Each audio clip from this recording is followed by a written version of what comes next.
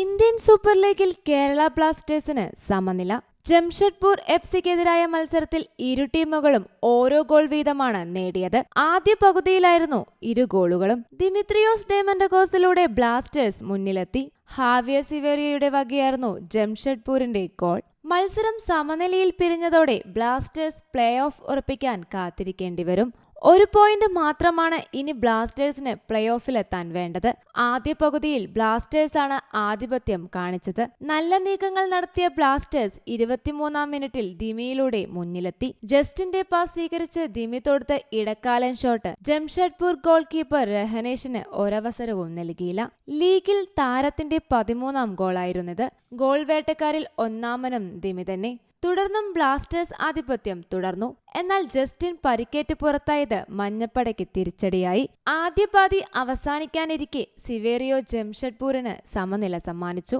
മത്സരത്തിന്റെ ഇഞ്ചുറി സമയത്ത് ബ്ലാസ്റ്റേഴ്സിന് 2 അവസരങ്ങൾ ലഭിച്ചിരുന്നു. സമനിലയോടെ ബ്ലാസ്റ്റേഴ്സ് 30 പോയിന്റുമായി 5-ാമതാണ്. 19 മത്സരങ്ങൾ പൂർത്തിയായി. 20 മത്സരങ്ങളിൽ 21 പോയിന്റുമായി ജംഷഡ്പൂർ 7-ാം സ്ഥാനത്താണ്. കൊച്ചിയിൽ നിന്ന് ഏതാണ്ട് 2000 കിലോമീറ്റർ ദൂരെ ജംഷഡ്പൂരിലേക്ക് വിമാനത്തിലും ബസ്സിലുമായി 12 മണിക്കൂർ നീണ്ട യാത്ര കഴിഞ്ഞെത്തിയതിന്റെ ക്ഷീണം മൈതാനത്ത് പ്രതിഫലിക്കുന്ന വിധമായിരുന്നു ബ്ലാസ്റ്റേഴ്സിന്റെ തുടക്കം. ഹൈ പ്രസിംഗ് ശീലിച്ച ബ്ലാസ്റ്റേഴ്സ് മിഡ്ഫീൽഡിന്റെ കാഴ്ചക്കാരാക്കി ആദ്യ 20 മിനിറ്റിൽ കണ്ടത് ജംഷഡ്പൂരിന്റെ ultra high pressing. Midfielder Rei താജിക്കാവയും മലയാളി ഫോർവേഡ് മുഹമ്മദ് സനാനും ചേർന്ന് ടോപ്പ് ഗിയറിലേക്ക് കളി മാറ്റിയപ്പോൾ ഇടത് വിങ്ങിലൂടെ ബ്ലാസ്റ്റേഴ്സ് ഗോൾ മുഖത്തേക്കൊരു ഹൈവേ രൂപപ്പെട്ടു. വലതു വിങ്ങിൽ നിന്നും ബോക്സിന് മുന്നിലേക്ക് KP രാഹുൽ നീട്ടി നൽകിയ പന്ത് സ്വീകരിച്ച ജസ്റ്റിൻ ഇമാനുവൽ കണ്ണും പൂട്ടിയടിച്ച ഷോട്ട് ഗതിമാറിയെത്തിയത് നല്ല ആളുടെ കാലിൽ.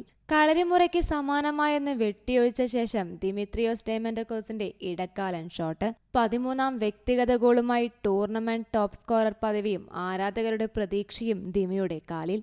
ആദ്യ പകുതി അവസാനിക്കാൻ നിമിഷങ്ങൾ ശേഷിക്കെയാണ് ജംഷഡ്പൂരിന്റെ വകയായി ഒരു സർപ്രൈസ് എത്തിയത്. ബ്ലാസ്റ്റേഴ്സിന്റെ ഹാഫിൽ ഒഴിഞ്ഞുകിടന്ന ഭാഗത്തേക്ക് സെന്റർ ഫോർവേഡ് ഹാവിയർ സിവേറിയയെ ലാക്കാക്കി എൽസീനോയുടെ ലോങ് ബോൾ.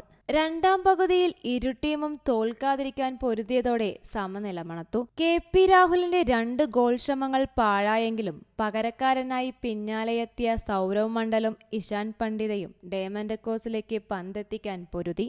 ജംഷഡ്പൂരിനു വേണ്ടി പകരക്കാരനായി ഇറങ്ങിയ അണ്ടർ-17 ലോകകപ്പ് ഹീറോ കോമൻ തട്ടാലിന്റെ സോളോ പെർഫോമൻസാണ് പിന്നീട് മൈതാനം കണ്ടത്. കോമളിന്റെ 2 ഉജ്ജ്വല മുന്നേറ്റങ്ങൾ ഗോളിലെത്താതെ പോയത് ബ്ലാസ്റ്റേഴ്സിന് രക്ഷയായി. കഴിഞ്ഞ മത്സരങ്ങളിൽ അവസാന 15 മിനിറ്റുകളിൽ 9 വട്ടം ഗോളടിച്ച തന്ത്രം ജംഷഡ്പൂർ പുറത്തെടുക്കുന്നതാണ് വീണ്ടും കണ്ടത്.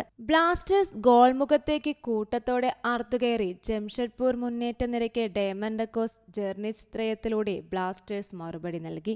87-ാം മിനിറ്റിൽ സൗരവ് മണ്ഡൽ നീട്ടി നൽകിയ പാസ് വലം കാലിലെടുത്ത് തൊടുത്ത ഫിയദോർ ചൊർണിച്ചിന്റെ ഷോർട്ട് പോസ്റ്റിലടിച്ച് പുറത്തേക്ക് പോയത് ശ്വാസമടക്കി പിടിച്ചാണ് കാണികൾ കണ്ടത്. 3 മത്സരങ്ങളാണ് ബ്ലാസ്റ്റേഴ്സിന് അവശേഷിക്കുന്നത്. ബുധനാഴ്ച കൊച്ചിയിൽ നടക്കുന്ന മത്സരത്തിൽ ഈസ്റ്റ് ബംഗാളിനെ നേരിടും. പിന്നീട് ഏപ്രിൽ 6-ന് നോർത്ത് ഈസ്റ്റ് യുണൈറ്റഡുമായി മത്സരിക്കും. 12-ന് ഹൈദരാബാദ് എഫ്സിയുമായിട്ടാണ് അവസാന മത്സരം. സ്വന്തം ഗ്രൗണ്ടിൽ ഒരു മത്സരം മാത്രമാണ് ബ്ലാസ്റ്റേഴ്സിനുള്ളത്. ശേഷിക്കുന്ന 2 മത്സരങ്ങളും എതിരാളികളുടെ ഗ്രൗണ്ടിലാണ്. News desk യൂടോക്ക്.